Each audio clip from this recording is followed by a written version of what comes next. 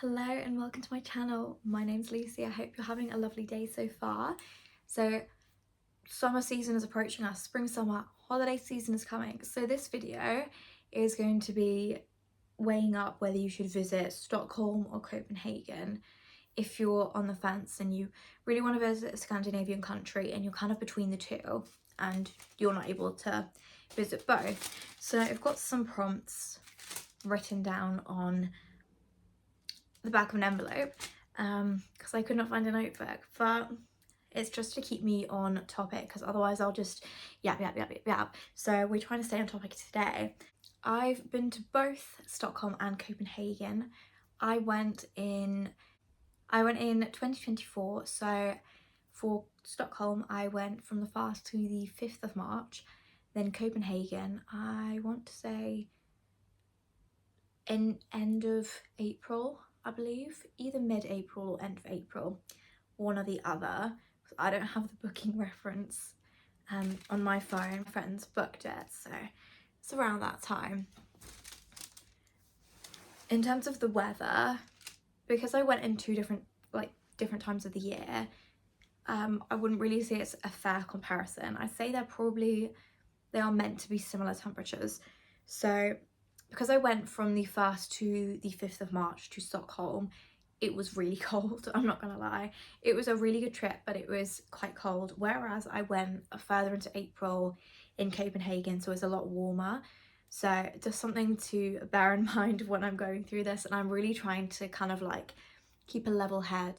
So just button that top button. So that is just something to bear in mind when I'm going through what I did and the weather. It was different times of the year. So the sizes of the cities, Copenhagen and Stockholm are probably a very similar size. However, if I can talk, Copenhagen is a lot more compact, whereas Stockholm's a lot more spread around. So if you kind of like exploring / feeling like you're exploring a lot more, Stockholm might be your favorite option. So the city is very compact and you can get around really easily. In Copenhagen you can walk most places, but then you can also take the metro. The metro line is pretty affordable, I would say, and in terms of getting to and from the airport, I think it takes like 20 minutes metro. It's really fast, and I remember it only being about £5, £10 like maximum. It was very affordable, whereas for Stockholm it's a little bit further out. It was a it was about a 40-minute train journey, and it's got like, obviously because it is a train, it's not as constant as the metro, so that's something to bear in mind if you're traveling, that you will need to prepare a lot more when you are going to and from. And also that train cost a lot more, so I think it was £30 to £40 or so return for like one person, like the shuttle train, which goes from the centre of Stockholm to the airport. So it's called the Arlanda Express. You can pre-book tickets, but I would just buy them at the airport, because unless you've been there before, you might not know what you're doing, and I wouldn't recommend you go on some dodgy website and order some tickets. No, let's not do that. And for Copenhagen, there's just like, if you've been to London, if you live in London or the UK generally, they have like ticket things and you can just do that. And for both countries there's a lot of English available, so you don't need to learn the language. It's not like if you go to Italy or Spain that if you don't know the language, there's a little bit of a barrier. Everyone speaks really good English, and there's options to like translate stuff as well. So like, for example, in the ticket machines there's an option to have it in English, which is very helpful because I cannot speak or read Danish. So another good thing. So for the public transport for Stockholm, it is really cool. There's metros, and then there's also ferries that you can get on as well, because Stockholm's just a series of islands. So that's really cool. And if I remember it right, if you buy like a public transport ticket, so say you buy a train ticket, buy a ferry ticket, it's kind of like valid on all of those. Like you just buy like a travel ticket and you can use it on any of those. If that's changed, apologies, but I remember it as being like that. And to be honest, I just find it really cool that you can get a ferry between places. Just the coolest. You can always, you can also walk. There's a load of bridges as well. I believe it's a city of bridges. There is a load of bridges, but as before mentioned, it is a lot more spread out. So if you're wanting to go to loads of places, you probably will need to take the train, take the ferry at some point. So I'd recommend maybe getting like a Stockholm card, which is like by public transport for like the 3 days or so that you're going for, or however long you're going for. There's an option for Copenhagen as well to do like a similar thing. I didn't do that for either one, but I feel like I would recommend you do that, just because then transport's sorted, you know, you already know what you're doing, you've just got this card like sorted, unless you of course lose it, which I did do in Stockholm. So we decided to have a day in Stockholm where we were just going to travel around loads of different places. So we got the like a 2-day or 1-day for 2 people card, and we did lose it, so be careful with that. Back on topic. So in terms of food, I don't eat meat and dairy, so I eat a lot of vegan foods. So I found that Stockholm was a lot better for vegan foods, and it's a lot more readily available. So for example, you could literally just rock up to 7-Eleven, which is a convenience store there, and there's a lot of vegan options available there. So you can get like vegan cinnamon buns slash like cardamom buns. You can get vegan semla buns as well, which is really cool. Whereas if you go to Denmark, you go to like the exact same chain. So if you go to 7-Eleven, they don't have the exact same range, and they don't have all the same vegan options, so something to bear in mind. But I would say Copenhagen, it wasn't bad at all. It's just Stockholm was a lot more readily available. So you could get you can get a vegan burger anywhere really, but in McDonald's, for example, you could get oat milk for your coffees, where I've not been to a country where you're able to do that. And then there's also like, you can get stuff that's vegan as well. You can get a vegan and gluten-free bun burger, which is pretty cool, from Stockholm, but you can't get gluten-free bread in Copenhagen. It's just a Swedish thing. So if you've got like intolerances, allergies, I'd say Stockholm's probably better in terms of readily available. But Copenhagen, I didn't starve. Like, there was definitely stuff that was around. So there was this bakery in Copenhagen called Buka. Apologies if I'm pronouncing it incorrectly, which was stunning. There was a load of really cool bakeries in Copenhagen, but unfortunately not a lot of vegan options there, so something to bear in mind. But if you're not vegan, there was loads of options, really cool options. My friends that I was out there with had like lemon croissants, pistachio croissants. It just looked insane. So definitely recommend looking at that. And I'd say the coffee maybe in Copenhagen was better, because we went out for coffee quite a lot, and because I'm a coffee girl, and I feel like the coffee shops slash coffee might have been better there. However, it is a real thing in Sweden, going out for cake and coffee. It's called fika. Again, apologies for butchering that, but it's basically just having cake and coffee in like the middle of the day, and it's so cool. So obviously we did that. So I think that adds to why there's so many readily available like vegan sweet treats and vegan coffees. Definitely really good for food. We also went out for meatballs, and we were surprised that you could get vegan meatballs at the restaurant. So we went to Meatballs for the People, which was a little bit farther out from where we were staying. Again, we didn't find the city massively walkable, and we kind of stayed in the center of town, like within the more central thing. We stayed in like New Town, not the Old Town, because the Old Town is a little bit more expensive to stay in, but it's so pretty. Obviously we visited it, and that restaurant, that was really, really good. Would recommend. I'm not going to say any restaurants that I didn't like. I'm just going to say the ones I did like, because I feel like that's just a bit unfair. and everyone's experiences are really different. So in terms of things to do, both are really, really good for shopping. So for Copenhagen, most of the shops are along this one street called the Stroget. That's like one of the biggest shopping streets in Europe, if not the biggest, if I'm being correct there. And that shopping's really good. It's got Gani, got all sorts of cool things there. And overall, I found the shopping really good. Again, in Stockholm, there is a lot of shopping available as well. So you've got the centre of town, and then you've got malls as well. But as said before, you do kind of have to travel out a little bit more for things. We stayed in the Rex Hotel, which was quite close to the city centre and really close to a metro station, because we kind of done some reading before and heard that we probably needed to be near a metro station, and definitely correct. I would recommend that for Stockholm, being near a public transport thing, because otherwise that's a little bit hard to navigate, in my opinion. Whereas Copenhagen, we again stayed quite central, but we could walk most places. There was only some things that were a little bit further out, such as the cherry blossoms and the Little Mermaid, that we did end up getting the metro to, and like from like back. But that was definitely worth going to. So for the museums as well, for Stockholm, most of them are on the exact same island.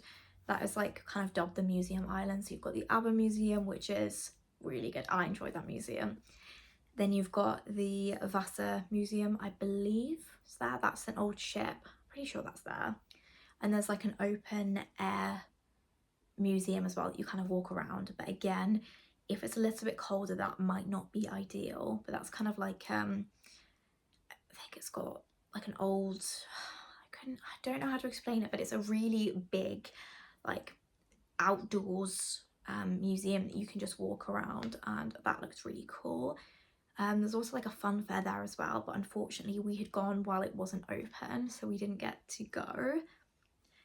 And we found that it was very quiet at that time of year, but wasn't complaining about it being quiet, but not everything was open. So like when we went to the museums, not all the cafes and stuff were open on that island. So again, something else to bear in mind going at that time of year. So for Copenhagen, I think because we went slightly later in the year, a lot more stuff was open. So we were really close to Tivoli.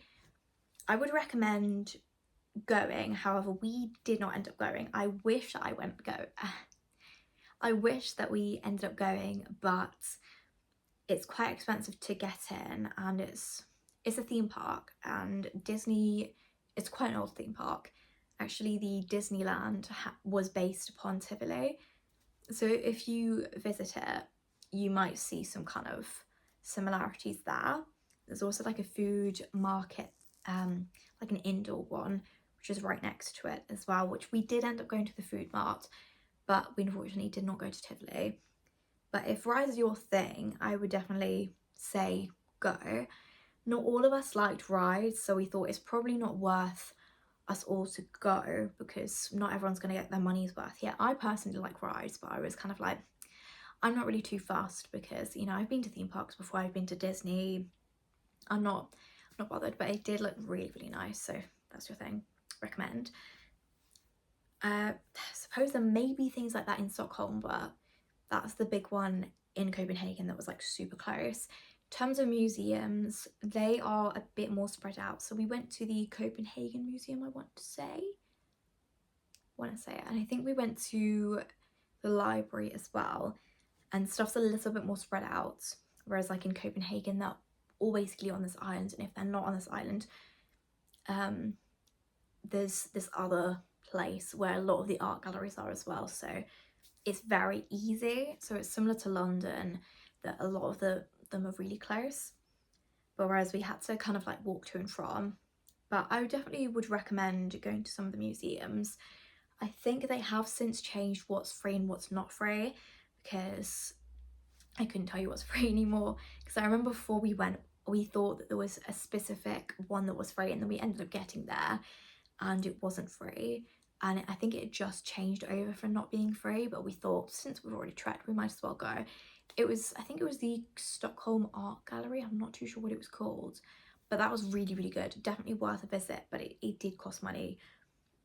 So like in London, a lot of the museums, art galleries are free. That is not the case in everywhere in Stockholm and Copenhagen, so just a heads up if that's the kind of thing that you like to go to, that you will have to pay for a lot of them. There are some that are free, but definitely do your research as to what's free and make sure it's up to date, because we got caught out.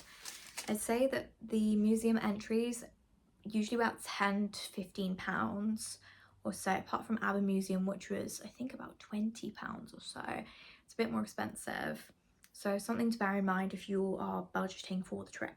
In terms of costs and how much it costs to be there, I would say both of them are very London prices, because I'd heard before that Scandinavia is just iconically very expensive to go to, but then when I actually went there, this is really showing the UK economy, to be honest, but found that actually it's not that much more expensive, if any more expensive. Like, I didn't notice a difference in comparison to, say, going out in London. Like, if you were to have a weekend in London, I would say you'd probably spend very similar to if you went to Stockholm or Copenhagen. The food is about a very similar price. Obviously there are ways to, you know, spend less, you know, get more affordable meals, all that kind of stuff. And then the transport as well, I found in Copenhagen pretty affordable. I think Stockholm wasn't that expensive either. I think that London transport might be cheaper than either of those options, so taking the tube or so again, something to bear in mind. In terms of where I stayed in Copenhagen, I stayed in the Next House hostel, which is self-explanatory, it's a hostel. I had a really good experience in the hostel, really enjoyed it. If I went back to Copenhagen, which I hope I do, I'm probably going to stay there again. I went there with a couple of my friends, and so we booked out like a private room. If you're going solo, you can get like a female only dorm, or there is mixed as well if you're not bothered about that. The beds are kind of a bit more pod like, if you know what I mean. Like, if you Google it, you know what I mean.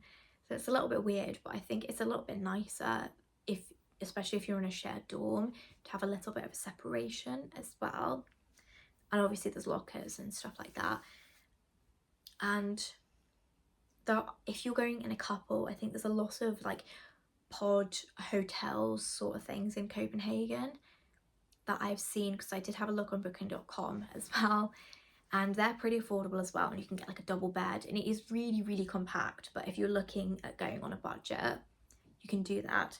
So in Stockholm, we stayed in a hotel. We stayed in the Rex Hotel, which was pretty central. It was maybe like 10-minute walk out of the city centre or so, 10-20 minutes, so pretty close.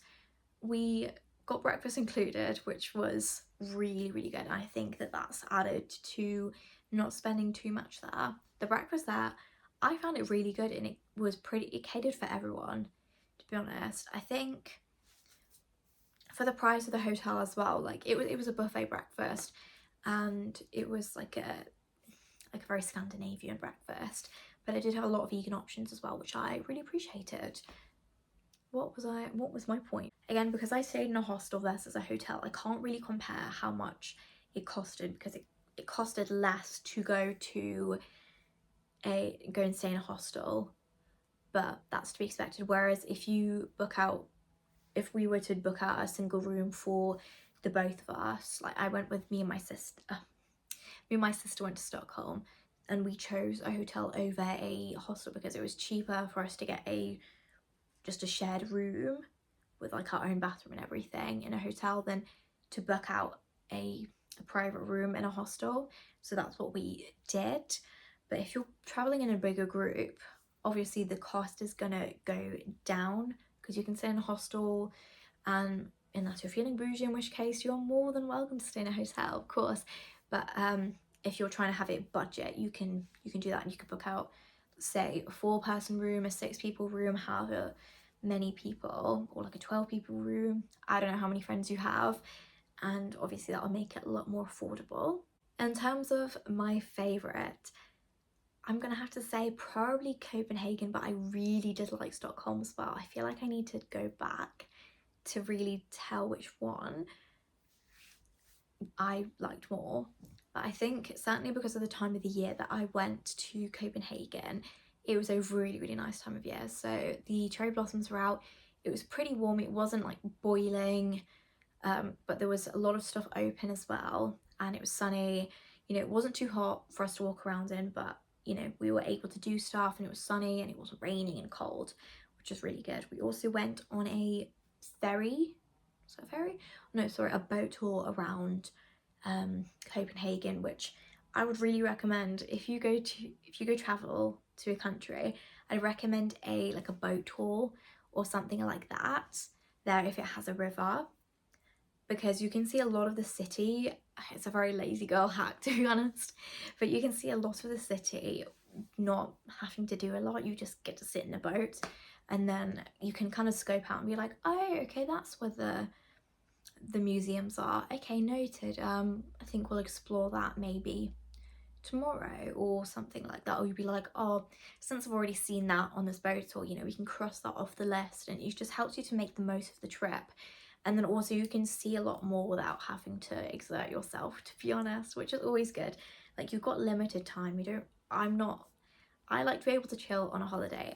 I know other people are different, but I don't want to be doing something every second. I'm not planning about it a minute, you know? So that is my personal take. This is not really meant to be this one's better than this one, because I think they're both really great. This is more of just here's my personal opinions and, you know, what it's like being there. So you can just use what your preferences are in terms of traveling to make a decision of which one you want to go to. Thank you so much for watching this video. I hope you found it useful in some way. If you liked it, please like and subscribe and comment, all that fun stuff, and I'll see you in the next one. Bye!